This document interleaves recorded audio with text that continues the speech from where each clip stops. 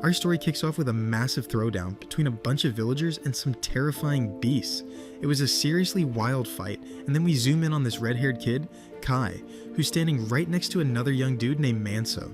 They team up to try and take down one of the monsters, but the thing just swats them both away with a huge hit that sends them flying. Pretty soon, they're surrounded on all sides, and just when it looks like Kai's about to get taken out, this swordsman pops up out of nowhere and slays the monster in a flash. He tells them his name is Olha Moloch, and then he just unleashes his full power, glowing with this bright light, and starts mowing down the monsters one after another. Everyone is just stunned by how strong he is. In the end, he's face to face with the last monster, one that has this weird emblem on it, and he takes it down with a single swing. The villagers go wild, cheering that the monster apes, the Masacos, are finally gone and the rest have run off. After the fight, they start collecting the special godstones from the hearts of the beasts, which are what activate their powers and magic. They give a complete one to Olha, since he was the hero who saved them from all that danger. You could almost think of it like a power-up drink, because when they consume the godstone, they feel their strength just skyrocket. Kai wants to have some more, but his buddy Manso stops him saying, "Hey, that's a no-go. We're just regular soldiers after all." Then Lord Vasco shows up and tells Kai, "These godstones go to the strongest warrior, the one who protected this village and kept everyone safe."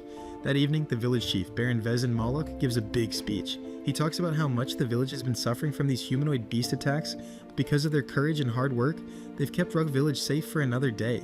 He says he's super proud of them, and then they all have a big feast. But the food isn't shared equally, it's all based on your rank.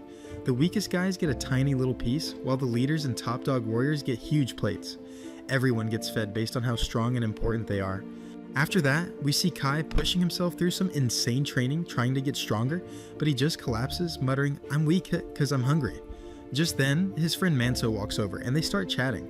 They look over at the graves in the distance, and Kai tells Manso, "One of these days, we're gonna die, and nobody's gonna be there to help us except for the things we've done. That's why I think we need to get ready for that tough day. But until then, I've got to get stronger, so strong that nobody can beat me. With enough training, I know I can do anything. But to stay alive, I need something more, something that can help me win fights, something I don't really get yet, an incredible power, a terrifying strength." Manso just looks at him and says, "My friend, you're saying some really strange things I've never heard before." Then the scene switches over to this white-haired girl named Jose Moloch. She's walking with her brother, the swordsman Olha, and they're talking about fighting. She wants to be a warrior too, but he tells her it's not allowed. Jose gets all frustrated and says, "If only I were a man, I would have achieved some glorious victory, but oh well, there's nothing I can do about it." The scene jumps back to Manso and Kai, who are sparring with swords. Kai gets knocked down, but then he starts seeing these weird visions like he's in a whole other world, or maybe tapping into some kind of magical power. The strange thing is, he hasn't told a soul about this power he might have. Maybe he's about to get some incredible strength because these visions have been teaching him a lot. Meanwhile, the scene shifts to the village chief, who's just gotten a message that a whole herd of beasts has shown up in the forest and they're heading west. This means the next big fight is going to be in the village of Banya. Bali says, "According to our deal, we have to go there right away. Yesterday it was the Masacos, and now it's the orcs." Locke argues, "But our soldiers haven't had any time to rest." Leia just fires back, "It's a soldier's job to fight and bleed to defend this land. No questions asked." The chief, Vezin Moloch, chimes in, "You're right, but every single villager is like one of my own children." Then we cut back to Kai, who's sitting in his room talking to himself. It's not normal for fire to just shoot out of someone's fingers. What was my friend talking about? His friend chimes in, You're daydreaming again, huh?" Kai says, "It might not be just a dream. A long time ago, there was this monk named Ryan in a place that was pitch black, with no light or fire. He just held up his finger and a flame came out of it. He used it like a torch. I heard that story when I was just a kid." The next morning, Kai wakes up and walks through the city thinking about what his friend told him, that magic lets fire come from your fingers. Now he really wants to give it a try. He remembers that magic uses up magical energy, but it seems like this power can be gotten by gathering up the mysterious forces of the world. "This world I live in is full of mysterious energy," he says to himself. "I have spiritual energy, it's inside all of us, and it gets stronger when we eat the godstones." Kai finds a quiet spot and tries to make fire shoot from his fingers. He wonders, how am I supposed to gather spiritual energy? He starts to feel a warmth in his chest, right where his own godstone is. He tries again, but nothing happens. Then the scene jumps to the forest, where we see that the monsters have killed a bunch of soldiers and hung them from the trees. The villagers say, "The orcs are watching us from deep inside the forest." Suddenly, a soldier yells for everyone to get into formation. The soldiers get ready and launch an attack, and a bloody battle breaks out. They kill a lot of the monsters, and one of the beasts charges straight for Kai, but his friend jumps in at the last second to save him. Then Olha Malik shows up, charging at one of the monsters and killing it with a single strike. The rest of the creatures see him and run away in fear. After that, Kai and his friend head back to their base to recover and check on each other. Then the man in charge instructs all the squads to split up and run, because the monsters can't chase everyone at once. "We need as many of us as possible to survive," he shouts. The soldiers scatter in every direction, running for their lives from the monsters. Kai runs into the forest all by himself, breathing heavily, his eyes scanning the trees. Suddenly, a voice echoes all around him. "Stop hiding and come out." He starts to panic, and in desperation he tries his fire magic again, but it still doesn't work. Frustration just boils up inside him. Suddenly, a monstrous figure throws a dagger at him and charges in. It grabs him by the neck and lifts him right off the ground. Gasping for air, Kai struggles, his eyes burning with determination. "I refuse to die. I want to live. My spiritual energy." And in that moment, his finger bursts into flame. He shoves his flaming hand right into the monster's face. Boom! It goes up in flames and collapses to the ground, dead. Kai just stares in awe at the fire still flickering on his palm. "I did it. I actually did it." Joy floods his face, but it quickly turns to panic. The flames are still burning out of control. He staggers back, dizzy, and falls to the ground. His body feels suddenly cold. Am I going to die, or can I stop this? Thinking fast, he remembers something. Spiritual energy flows like water. To stop it, I need a drain. I have to block the drain, stop the water in its channel. He focuses really hard and manages to suppress the energy just enough, but then the monster, badly burned, stands up again, still alive. It lunges and grabs him, but Kai pulls out her sword and slashes it. The two of them fall together, plunging into the water below. And that's how today's episode ends. If you enjoyed it, don't forget to subscribe and hit the bell icon so you won't miss what happens next. Then we see Kai crawling out of the sea, super tired and making his way towards the orcs. He stands over it, opens its stomach with a knife, and takes out the godstone inside. Kai then realizes that his spiritual energy is all used up, and if he eats this thing, he'll get his strength back. Kai consumes the godstone and his body starts to glow. This is the first time he's ever eaten a complete one. He looks at his wound, but the bleeding won't stop, and he realizes his time is up and he's going to die. Then we see Manso sitting all alone after the battle is over. His friend comes up to him and asks where the little boy who was always with him is. Manso doesn't answer, and you can see a deep sadness on his face. In the morning, we see Kai wake up, surprised because he thought he was dead. When he looks at his wound, he sees that it's all healed and doesn't hurt at all. How is that? Is it because I ate the orc's godstone or what? Then he sees this wall with strange symbols carved into it.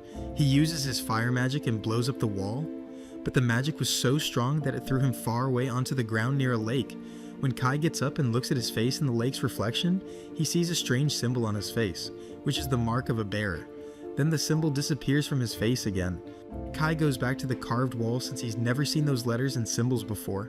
Then Kai decides to go back to the others. When he climbs a mountain to leave, the symbol appears on his face again, and the stone under his hands just crumbles and falls to the ground. Then he picks up another stone, and it shatters into tiny pieces. In that moment, Kai realizes he has some immense power. He climbs the mountain again, super fast this time, and realizes that the power he's gained is going to be way more impressive than just magic. He decides not to tell anyone for now. Then he gets back to his village and starts working with his buddies. While they're working in the fields, Kai realizes that he's finished a huge part of the work in a really short time without even noticing. Then he sits with his friends, and they ask him what's wrong and why he's so strong. Kai tells them that he ate a godstone until he was full during the fight in Banya village. A whole bunch of orcs were killed in the forest, and I ate dozens of godstones. Manso tells him that he knows someone whose body got enormous after eating a lot of those. So how can Kai's body be the same size, but his strength has multiplied so much? Kai tries to change the subject so he doesn't have to tell them the truth. Then we see Jose asking a worker how the preparations are going. He tells her that everything is fine. The remote lands like theirs are usually barren, but he was able to plant a lot of crops there thanks to the good deeds of the Baron. He was able to do that because his power makes the city fertile. Then we go back to Kai as he's trying to practice his magic. When he uses his fire magic, it shoots from his finger for the first time without him feeling any of his spiritual energy drain away. Suddenly, Jose appears and asks him what he's doing here. He gets all nervous, puts his hands behind his back, and tries to leave. Jose stops him and asks what he was doing here and what's on his finger. Kai tells her that he tried to create fire magic as an ability he had heard about before, and he succeeded.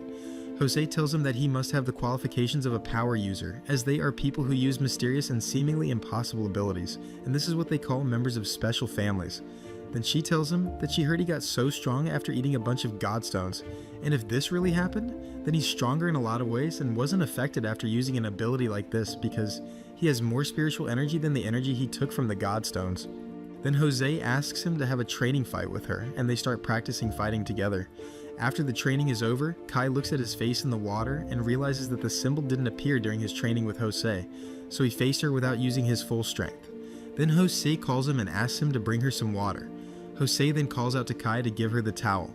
When Kai gives it to her, he tells her that he thought all bears were equally strong. Jose replies that she is still weak as her father and brother are much stronger than her. She explains that the strength of a bear changes depending on the strength of their ruler, but the bear themselves must also train and get stronger, and she still lacks training. Kai tells her that she doesn't need much training. When Jose doesn't understand what he means, she gets angry because he's implying that women don't need to get strong since they're not forced to fight. She then tells him that bears are the guardians of the land and that there is always a time when they must fight. Bears naturally get stronger to win battles, but that's not the only reason. At that moment, they hear the sound of a whistle, and Jose immediately leaves because everyone has woken up and she doesn't want anyone to see her. As her father doesn't know she trains like this, Kai asks her what she meant by winning battles isn't the only reason. She replies that she will be cleaning the monthly tomb soon and asks him to come with her so she can tell him, as she can't explain it now. Kai agrees. Then we see Jose walking in a procession towards Ida Village, as the leader warns those with him to be vigilant because Ada Village is Masako's territory these days.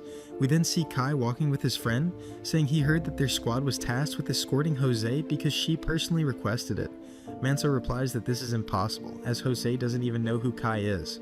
One of the men says that some people will believe any rumor.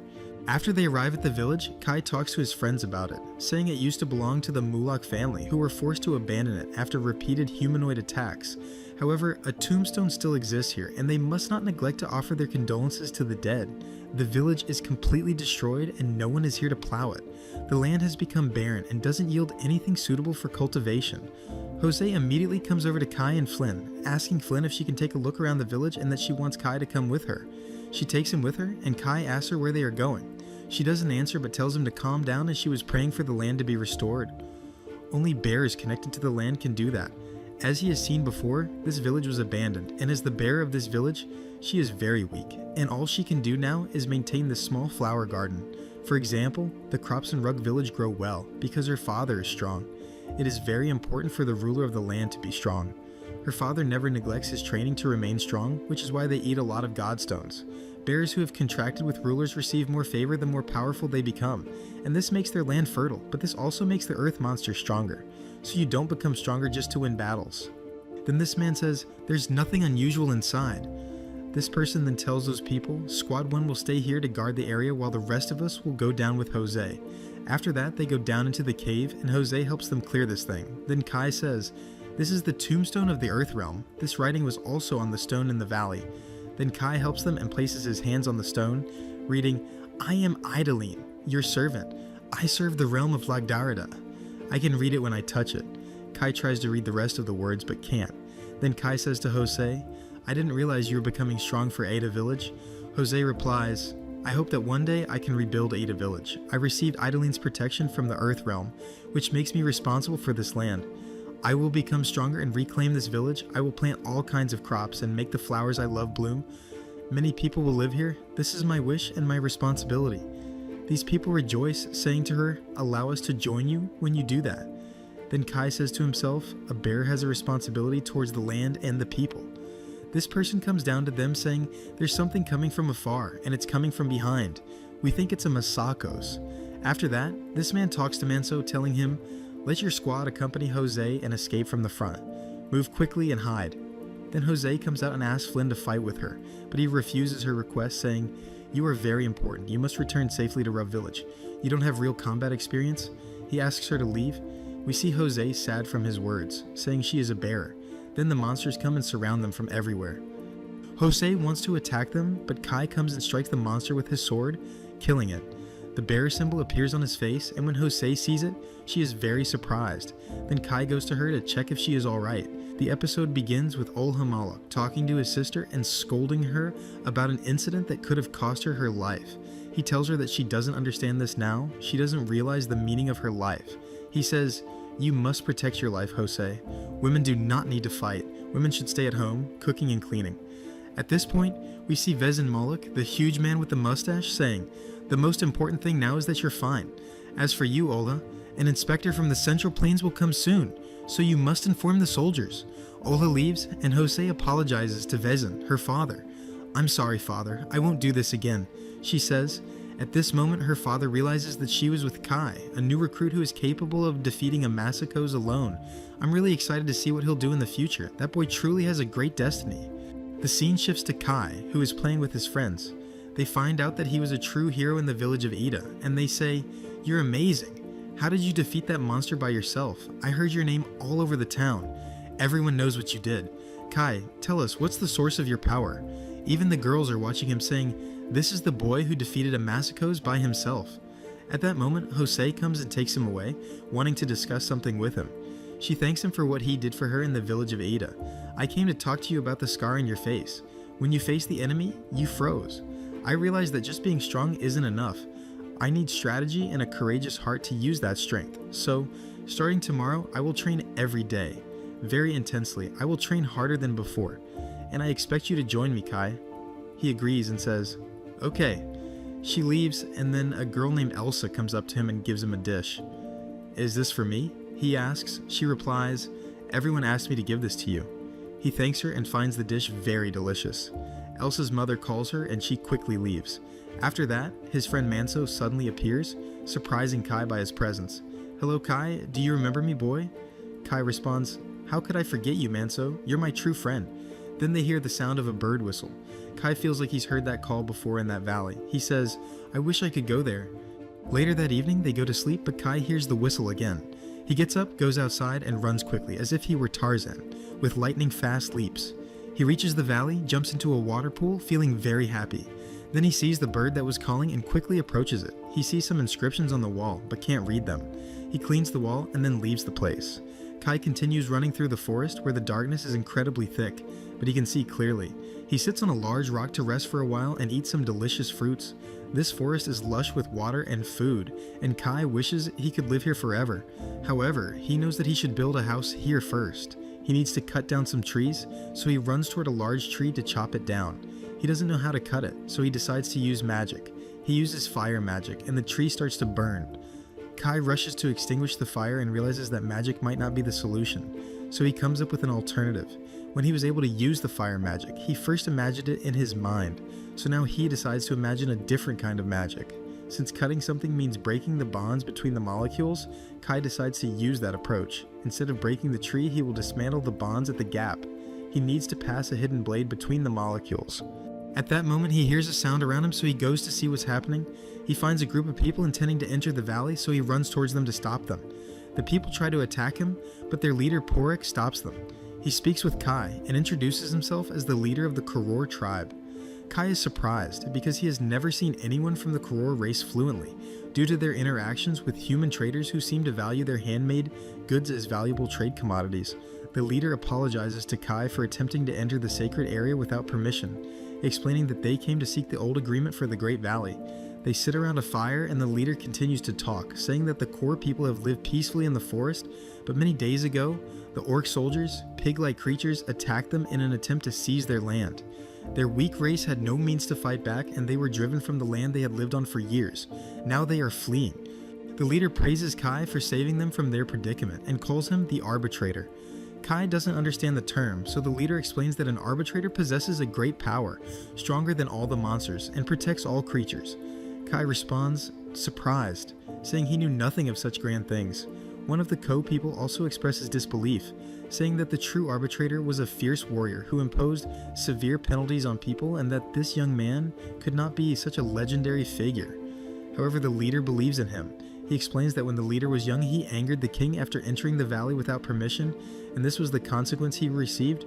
Despite no longer being a leader who can see the light of the sun, there are many things he can still see, and this world is full of spiritual light. He tells Kai that he is filled with noble blue spiritual light. The fields are filled with spiritual light and energy. You are filled with noble blue spiritual light, and I can immediately tell that you are the one who received the protection of the valley. In addition, we offered a sacrifice. We gave the valley's life to my granddaughter, Erue. But then we see the rope fall, and Kai rushes to see what's happening. He thinks to himself, don't kill the people in this valley. He arrives at Erue and asks if magic can save her. He then tells her to rest for a while. Suddenly, these monsters appear and the children are scared. Kai goes up to them and asks, what are you doing here? One of the monsters replies that it carries a mission, then Kai hears a voice saying, kill them, instilling fear in them. Get ready, says the old demon. I'll help you. I also carry a mission. I won't stand in your way. The Kura people from the village of Hakar swear their loyalty. Kai responds, we must do something about this, a moon of monsters on them. But Kai strikes and kills many of them with a single blow.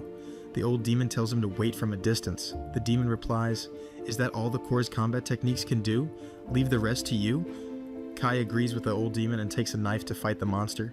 You have defiled this valley. I won't let you leave alive, Kai says. The monster replies, this is not a matter for humans. It's a problem for Kura and orcs. Kai tells him, it's my problem now. You entered this valley without permission, and that makes it my problem. The monster begs Kai, I'll leave. Please don't kill me. But Kai refuses. He uses his magic saying, for the peace of the valley, I will kill you. Now this valley is mine. The monster is shocked and pleads, but then attacks Kai. Kai blocks the attack, cuts off the monster's arm, strikes him, and kills him. Everyone is stunned. The old demon says, I could feel the blue flame that burned my eyes. It hunts ruthlessly and grants mercy as well. It is steady, unchanging, the one who holds the scale of life. He is the justice that guards the world from the ancient past. He is indeed the arbitrator of the world. And with that, the episode ends. And we see Kai holding the Godstone of the Beast, and he tells them that he has killed a guardian for the first time. Porrick then informs him that everyone is excited because he is about to strip the protection of that boar from him. Whoever devours a guardian beast Godstone absorbs the beast's power and inherits its protection. However, a person cannot possess the protection of more than one beast at a time, but they can consume the power of several beasts to enhance their strength and continue guarding the valley.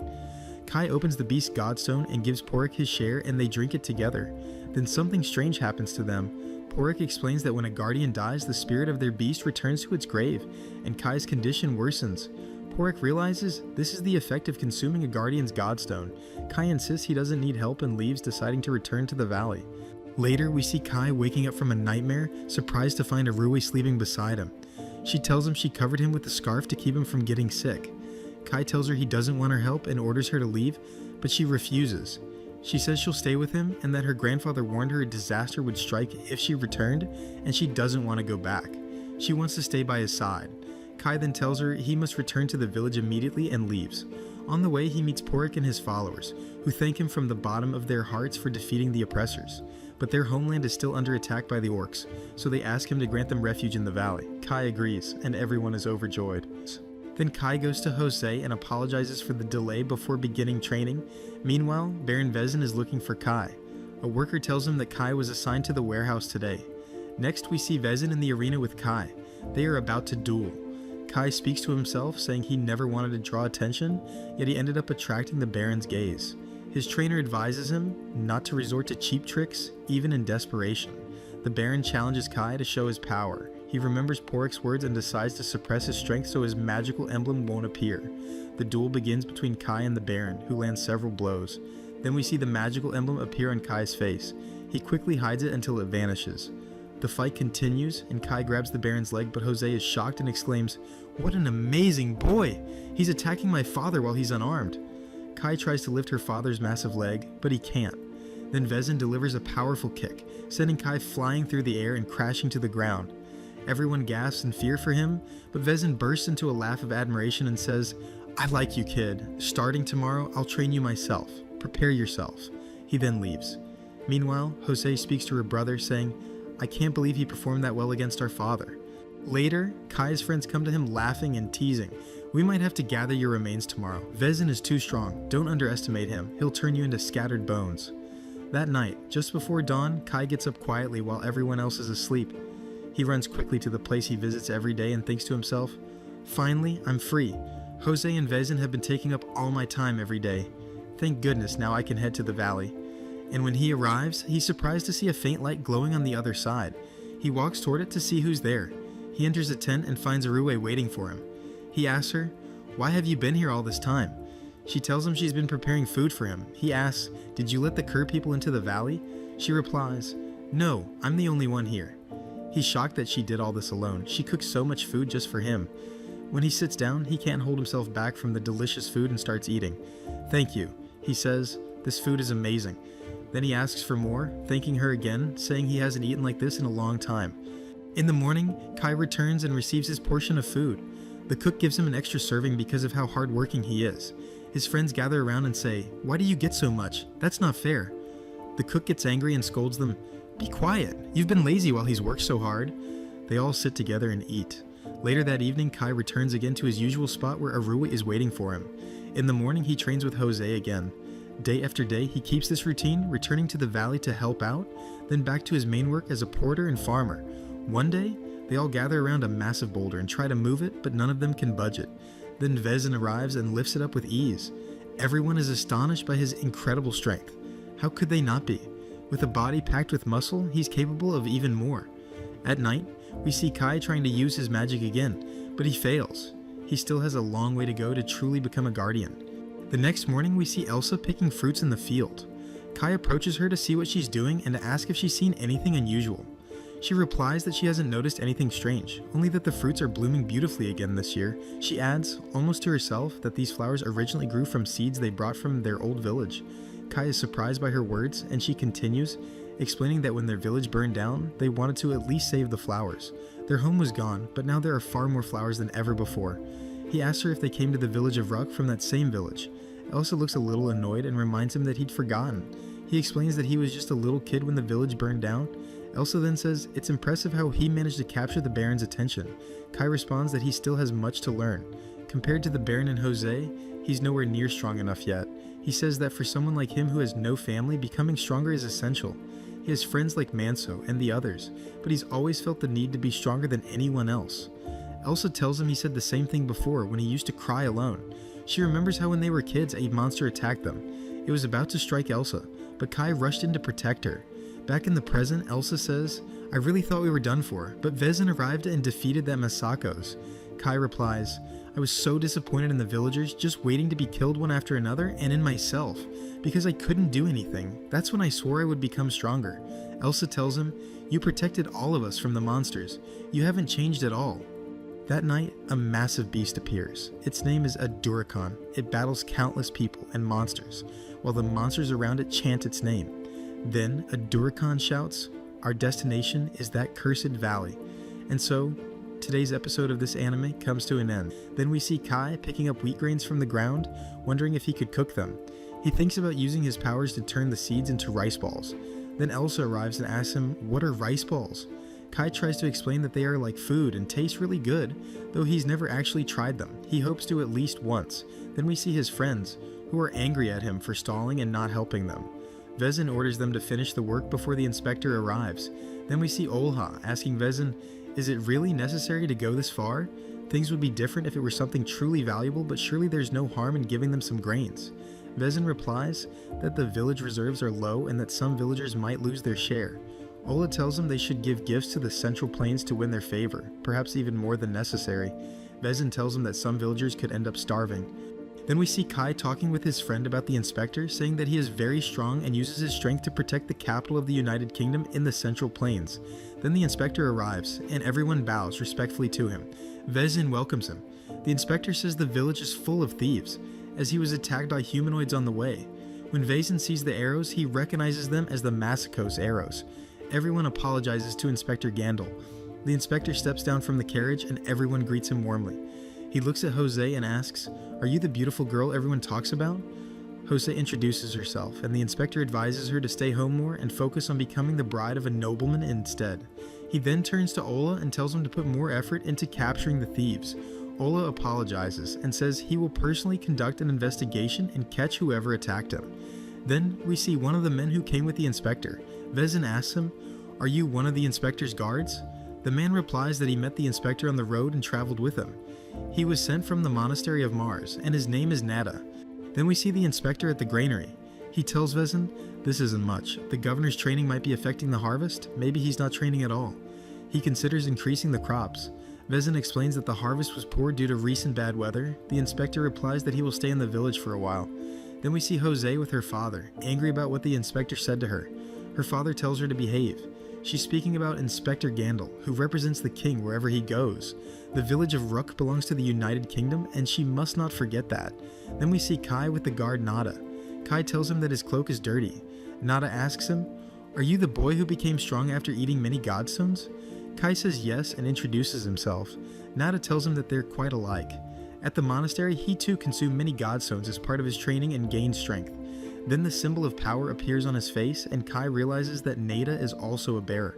Next, we see the inspector sitting at a table filled with many kinds of food, but he mocks it and tells his assistant to bring him more. He expects a much higher level of hospitality.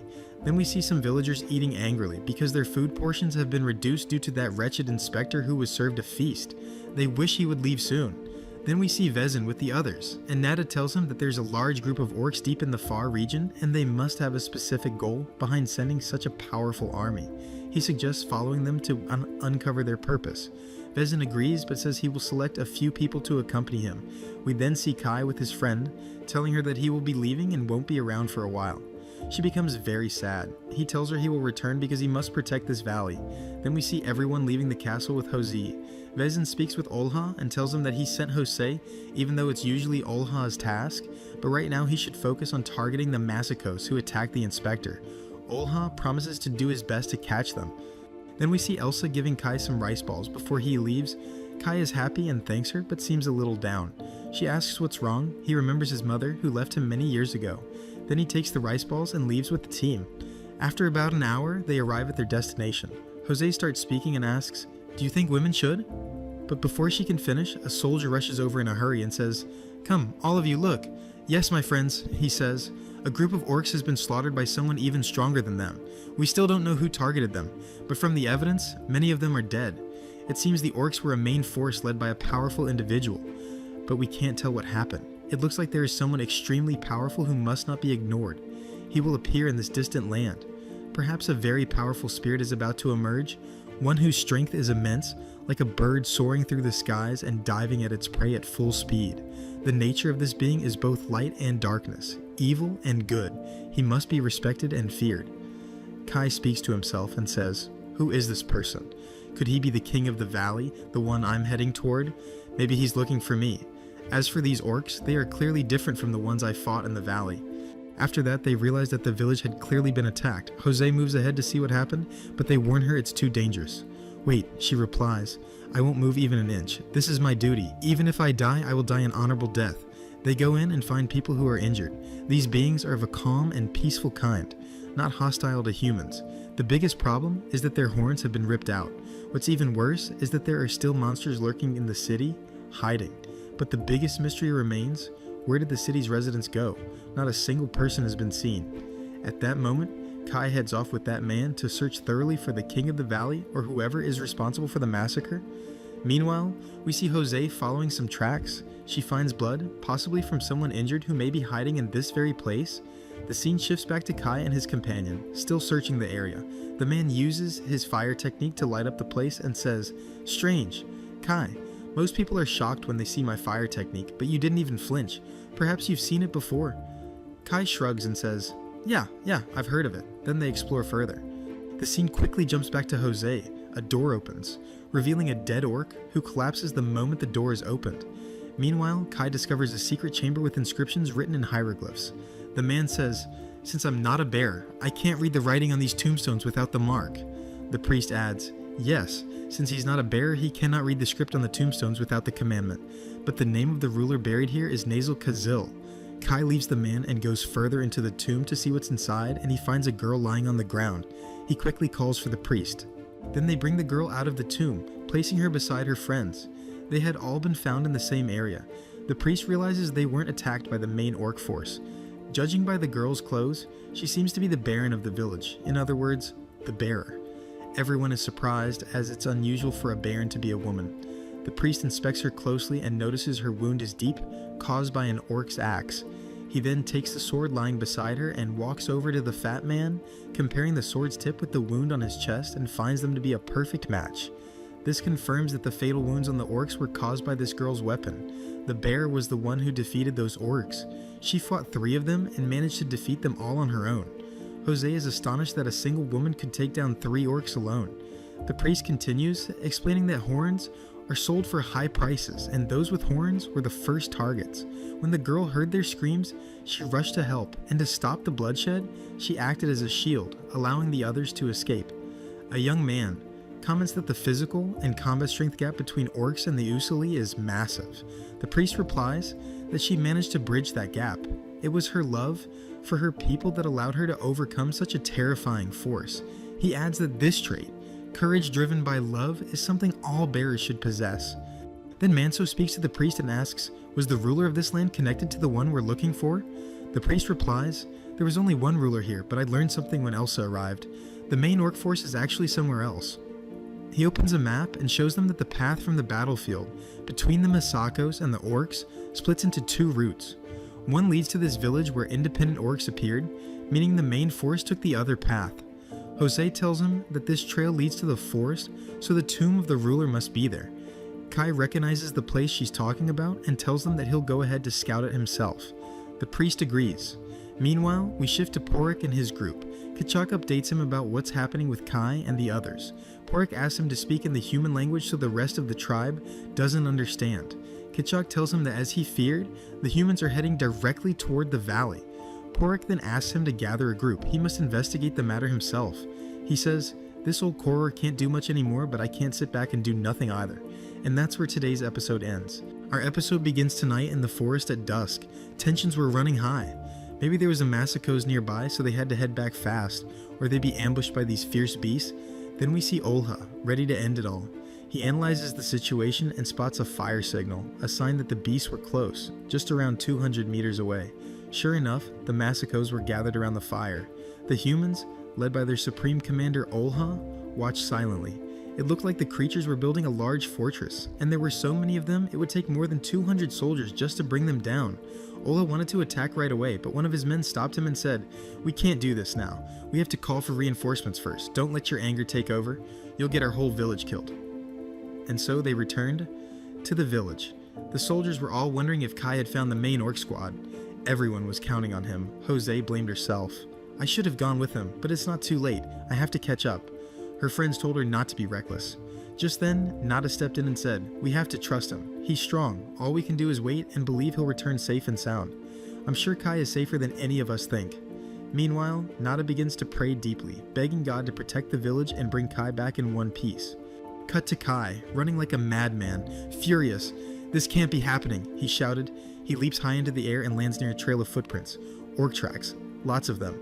Then Kai hears whispers. Suddenly someone attacks with a knife, but Kai blocks it. It's Kechok.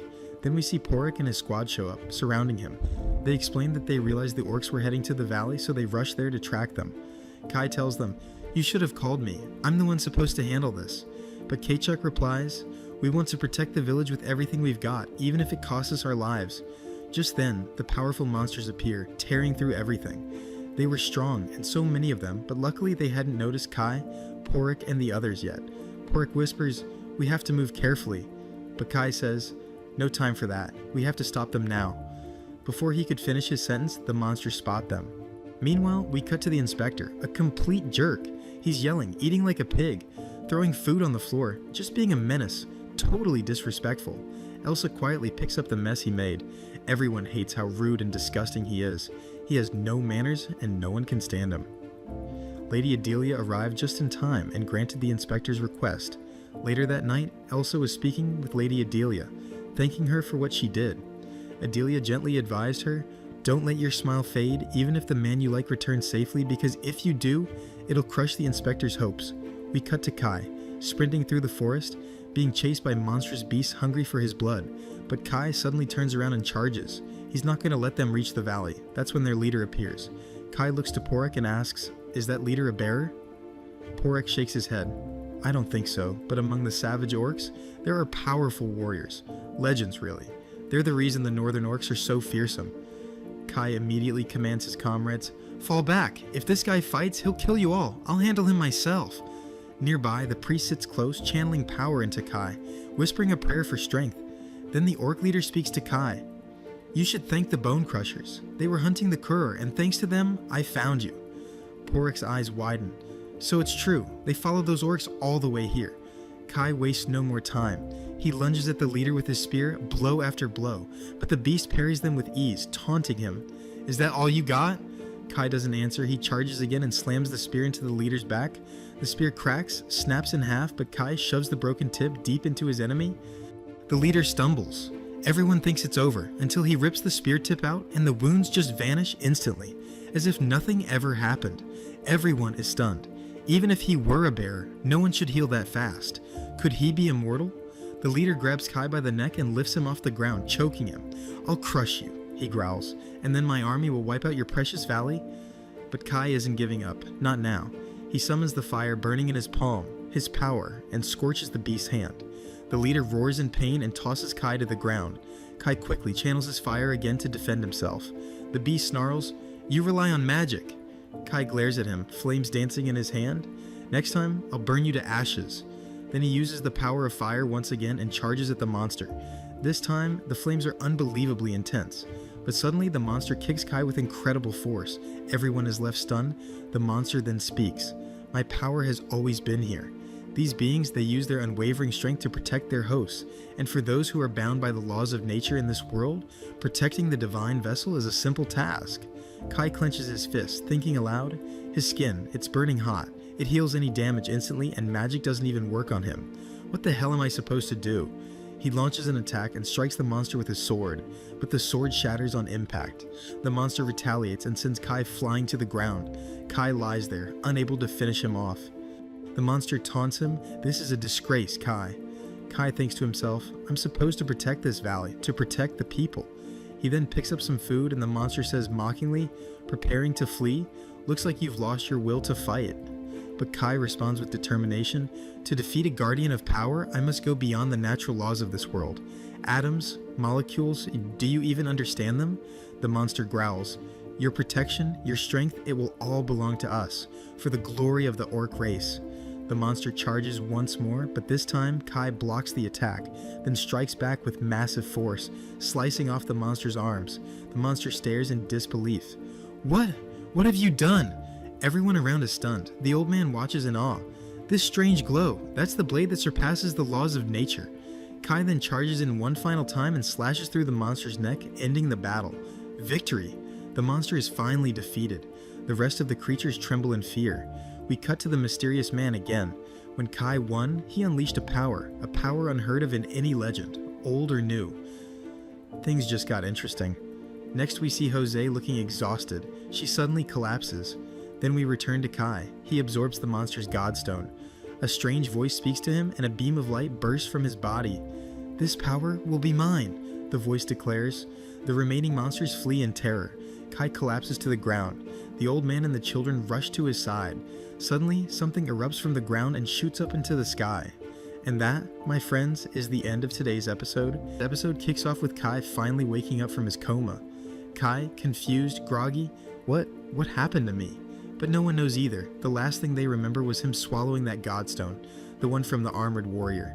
Then, boom, a gust of wind exploded out of nowhere, stronger than anything they'd ever felt before. And just like that, Kai had inherited the power of the beast that once wore that armor. But the real question is, how the hell is he supposed to use it? Later by the lake, he gathers his crew. Kai, serious, did you feel anything strange during the fight, like eyes watching us? The old man nods. Old man, wise, calm. Yes, my boy, I felt it too. A gaze watching from afar, but I sensed no hostility, so I let it slide. They all prepare to head back to the valley. Kai, be careful, something's off. Kai sits on a rock, pulls out the rice balls Elsa made him, and whispers, These little guys saved my life. Thanks, Elsa. He eats quietly, then returns to the village. Villager, excited, welcome back. But the joy vanishes fast. Jose's collapsed, her condition worsening fast. Kai, worried. What happened to her? Manso, concerned. She got a fever, just fainted out of nowhere. Kai checks the mark on her leg. Then suddenly that same man with the piercing eyes appears. Stranger, cold. What have you done, Kai? Now's not the time. Jose comes first. Stranger, take her home now. As Kai explains what happened, they freeze. When he reached the valley, the orcs were torn to pieces. One of the bodies wore armor, probably their commander. But first, Jose needs help, back to her village, fast. They carry her quickly.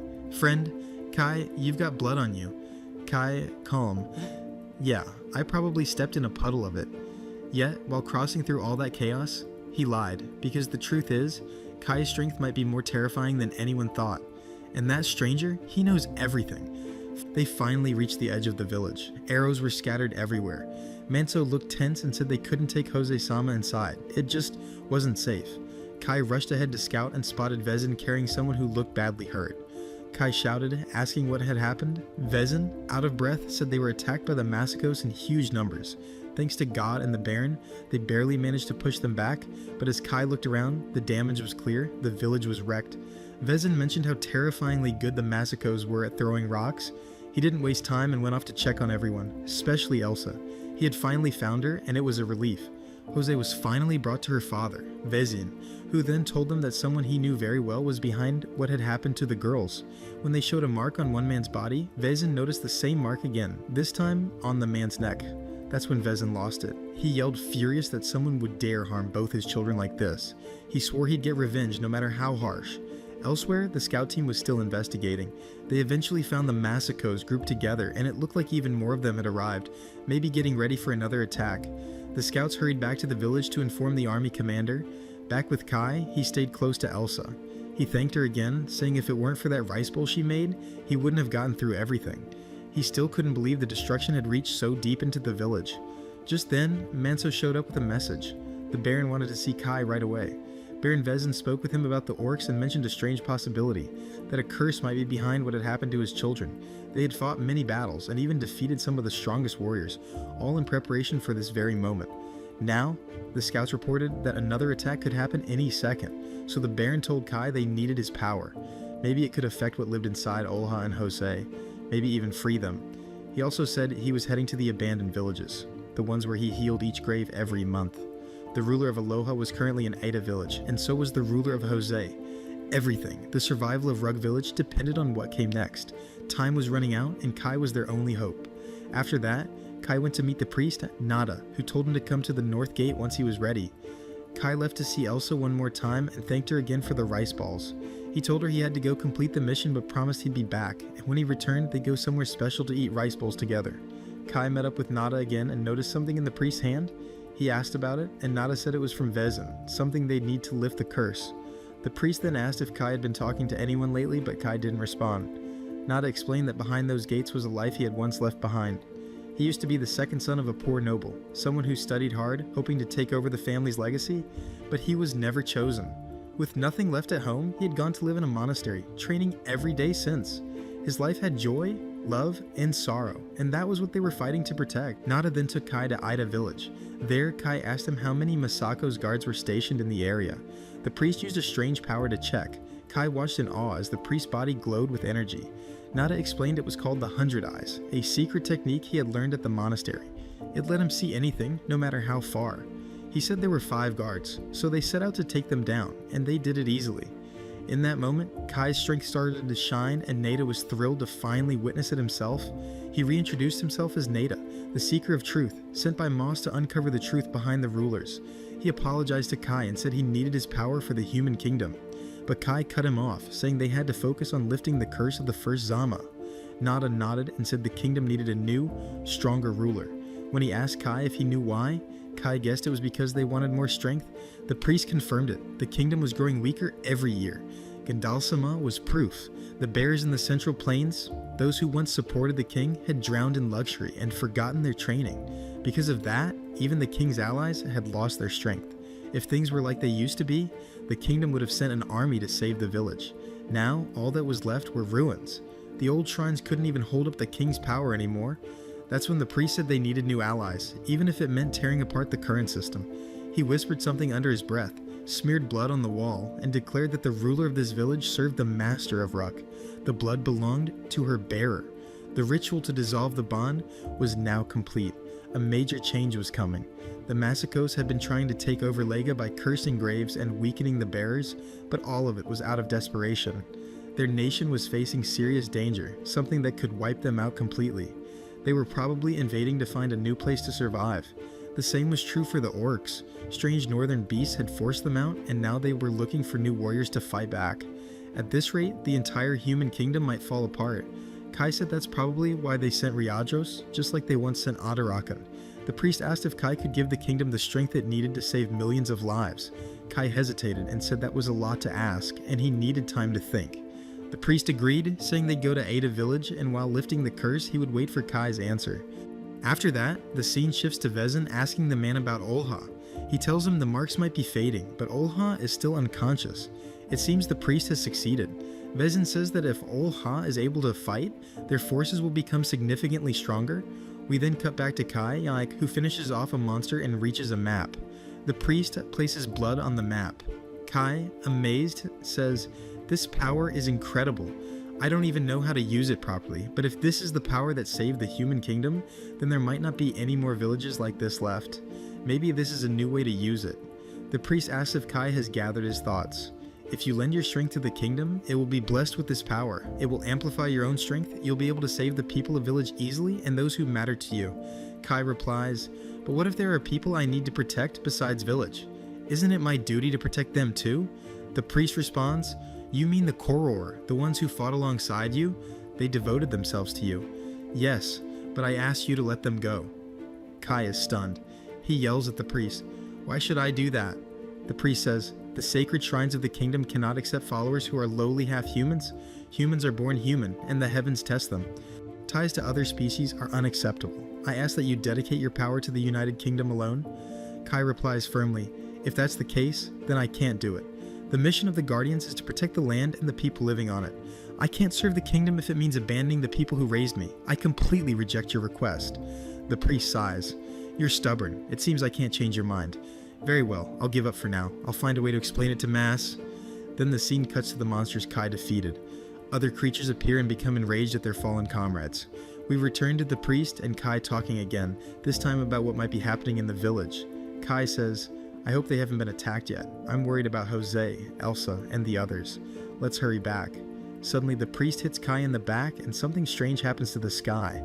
And that's where today's episode ends. If you enjoyed the video, don't forget to like, subscribe, and hit the bell.